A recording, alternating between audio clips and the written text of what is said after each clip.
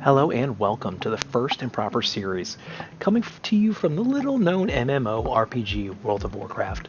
This series is likely to expand beyond the focus of the first series, as it's truly one of the most massively multiplayer online games with expansive and comprehensive backgrounds. The game is so large, in fact, that there are optimal guides for leveling, dungeons, pet battles, transmog collection, class and race balances, raids, and even more. The first series takes a look at some of the worst rated Mythic Plus classes and are doing everything that we can to make them viable. This series is aimed to highlight the usefulness and abilities of game design that are often passed over in favor for the most overtuned classes, often referred to as flavor of the month or maybe even meta classes. At Improper Gaming, we choose to play differently and focus on what is enjoyable while also making it viable. The purpose is to show, while not optimally ranked, these classes can be useful and are often outshine even the best ranked classes of the season. This series is focused on the worst ranked Mythic Plus classes, starting with that of the damage dealing classes. Now, these specs were determined by one of the most used websites for World of Warcraft on Wowhead, wowhead.com. Here, we've even looked at some of the tier lists for the categories and how they compare with each other. The best ranked are in the S tier category, and they are defined as the specs that we expect to dominate the meta game, with groups using these specs massively outnumbering those that don't. All the way down to D and F tier. F tier has got nothing in there at this time. Otherwise, we'd be looking there. But I think there's only one current class here in D tier, and D tier is defined as these specs that are the toughest to play effectively in dungeons, as even when they're played well, they'll struggle to complete with the top specs in damage. They either have fundamental mechanical problems that make their damage not work well in the dungeons, or they suffer from some low tuning on the abilities that make them useful in Mythic Plus. Our primary focus now is on Shadow Priest, the worst current rank spec in Dragonflight Season 3. The goal is to make our way through Mythic Plus dungeons and to overcome the D-list tier, from Improper Zero to that of an Improper Hero. Now, this is the moment you've been waiting for, gameplay with the Improper class. I'm going to start by using the recommended specs from Wowhead as I begin to learn the class and complete this challenge. I'll link in the description below for the current used talents in this video. Let's get into the game. We have to start off here with a 10. We're doing a Throne of the Tides, little Shadow Priest, trying to understand exactly what the rotation is, where I need to start, how I can make this work with the skills and the gear that I already have. The biggest thing that you need when you're starting this is getting through and hitting each one of these Shadow Crashes. Is very important to get those off, as it's really all of the AoE that you're going to need in order to do damage and actually be competitive as a Shadow Priest. I gotta really try to time exactly where each one of these Mind Blasts are coming in. Here I'm just casting indiscriminately and forgot about my Shadow Crash, but clearly that's what I need so I can get my apparitions going. Now I got Mindbender on a 1-minute cooldown. I started off here with the recommended build from Wowhead, trying to get what I could to understand the class and how I can actually make it successful, even though it's rated in the D tier and it's the only one there. So as I do a couple of these 10s to figure that out and gather some additional gear, I gotta preface that I did start with some gear from this. I was trying out Discipline when it first came out, and I ran a little bit of Arena during that time. I got some of the Conquest gear there in order to get myself some kind of starting gear to start at a 10. That's why we're jumping straight into a 10, but this is going to be straight 0 to hero. So I've been pretty lucky, though. I had the 4-set bonus, which has allowed me to get some of the Shadow War deaths, which seems to be a big part of my damage, especially with it hitting so many times and critting. So Trash has been pretty good, but we're trying to focus on a little bit of everything, switching from Trash to single target DPS. And as you can see, the last pull I had 114,000. I was at kind of the bottom there, but we'll see what I can do in getting this together and putting it all into a single target rotation. I struggled a little bit with getting some of my casts off there. I almost got stuck in those nice vines, but I was lucky that I was able to get out in time. As you can see, Shadow Crash has got a nice 20-second cooldown, which is kind of difficult when I'm trying to AoE here. I only hit one Murloc and one Naga, and now my damage is suffering. As you can see, I am at the bottom. But looked like the best option was to get those vampiric touches out in order to gather exactly all the apparitions that I needed and the additional AoE that would come with that from every Mind Blast and Shadow Word Death. Now in this Void Torrent build, it does certainly help getting that those tentacles out and getting those torrents to hit our targets. Here again, Shadow Crash, people are jumping out of it. I got more Murlocs this time and 2 of the Naga, which is great. But what I need to do is I need to use Vampiric Touch on all of the ads, especially the big ones, so I can spread out the AoE damage. I was kind of keeping on par with the rest of the folks here, but I'm still trying to get this rotation down pat so I can make it useful. I also don't want to skip the Devouring Plague. Devouring Plague also helps summon some of the apparitions. That's a dang tongue twister. And okay, let's just pretend that Shadow Crash didn't exist, as it was shot at nothing.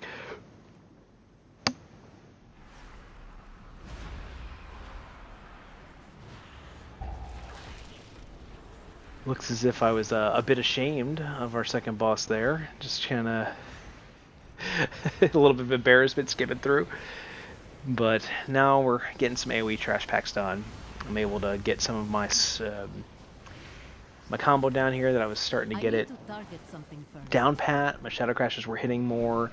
I was able to get the Vampiric Plagues out and everything that I was missing. Obviously the Psychic Link there doing the most of the damage, which is going to be those single target spells bouncing off everybody else when it has the Vampiric Touch on it. So it's so important to get all that out there because that's where all my damage goes. As you can see, all the apparitions go in. That was a good Shadow Crash. We did miss one beast here, and before I started AoEing and doing extra damage, I should have targeted him and threw another Vampiric Touch, even though I missed him on the initial part of the pull. As you can see, being a little lower and new into these 10s, I am actually below the tank, but that's okay. That's clearly a class issue, not me, right? I mean, it's D tier after all. But we'll see what we can do to get this up here in the next couple runs.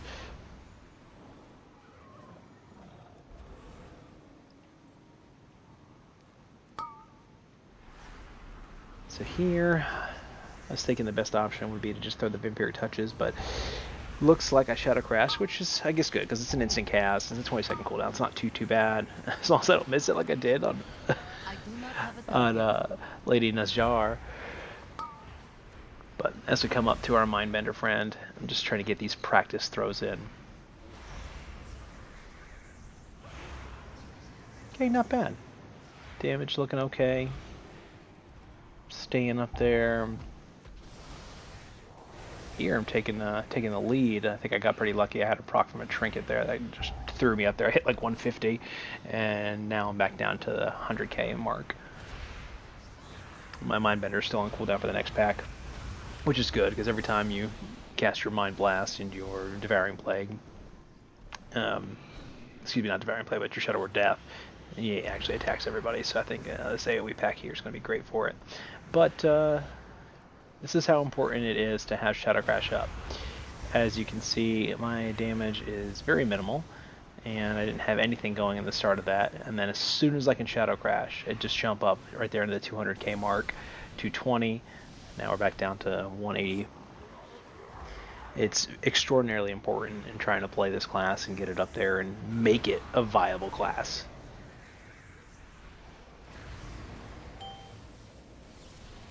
Now the single target again, kind of slacking behind. You can see why it's kind of tough, but first dungeon, it's all right. We're gonna get it all down pat. We're gonna make it work. Got some good crits there. And I let my dots fall off, and I'm not doing anything about it, which is not great. I probably had about 6 to 10 seconds there where I didn't have any dots, and I lost at least 2 ticks on each one. So if I'm going to play it optimally to actually make it useful, I'm going to have to get in there and throw some vampiric touches out. Forgive me.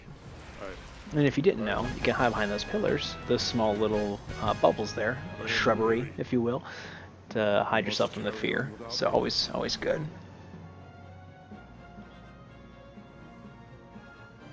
Now, a good thing about utility with the priest is you can get those little feathers to get you going faster, but they were so fast they just warped me straight into the next part of the dungeon. And now we're gonna go to everyone's favorite, Azumat, however you want to say his name. The Big O, we call him. Now here, as you can see, I am at 120k DPS. I clearly didn't hit Shadow Crash on everybody that I needed to, and I only had Vampiric Touch going, which is really what takes away from all my damage, and for some reason I decided to throw it on the Unstable Corruptions here, which are just going to blow everybody up and damage us. So yeah, why not? Why not kill them all at once? Kill the rest of the raid too. It was good. I tried to master spell there, and it did not work because it wasn't a magic debuff. It was just a debuff from them, and yeah, wasted it. But it is a good piece of utility that we do provide. But as you can see here, I'm still targeting the sentry, and I still have no Vampiric Touch on him. Just going through, trying to do some self-surviving. Now, I did use Desperate Prayer there, which is a great little extra heal, healing a nice percentage of my health and giving me a little boost. It's great to get through this hallway. Now, I was learning a little. I finally was able to get those out there, those Vampiric Touches out, because Shadow Crash is still on that 10-second cooldown from the last pack. Again, it's a 10. We're going to run through everything, especially this late in the season. But here I am at 13% health, trying to use Dispersion, but I keep throwing globals out there for whatever reason. Now, luckily I got healed by the shaman, so that wasn't so bad. And a nice little Void Torrent going. Void Torrent's pretty strong, but it's got such a long cooldown that I don't know how I feel about using it. I may end up changing that talent out, see if I can make this a viable spec for getting the Keystone hero. Now, once we're done with our role playing, we can finally get back into action. On a boss like this, it's a little skewed as far as damage goes, but for whatever reason, I decided not to throw Shadow Crash at the start. I think since we were killing everything so fast, I was really focused on holding the Shadow Crash to get everybody when they come out here in a second, since he's already at 70% health. But Dark Ascension's pretty good too, helping me with those strong single target hits. I got the majority of everybody in that Shadow Crash, and again, I should have focused on getting that last one in there, but since they died so fast, just mind blasting through and getting those Psychic Links to hit really helped get my damage up there.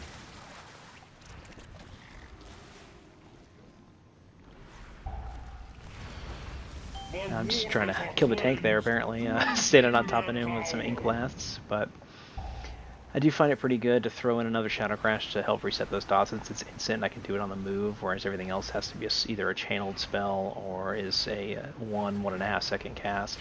However, in this scenario, that Shadow Crash is a waste, because now I can't attack any of these other guys, and I sit here and throw a Divine Star out and hope my 8,000 damage per person's going to do something, but I lost some damage right there, and in higher keys that's going to really matter, so it'd be good to kind of watch when he's throwing those out so I can hold that for those scenarios. Still top of the charts here, which is great. And throwing all this stuff here at Azumat, he's just going to get blown up with that big buff anyway. So good start to the dungeon. Now, as an overall thing, it was a 10. You know, I got 106k DPS, not so bad. Obviously, Death Knight's crushing me, but I did pretty good, I think, for learning that. I'm still fine-tuning the class and what things I need to use and where I need to throw my spells and actually hit them. So hopefully we'll get some additional use out of that.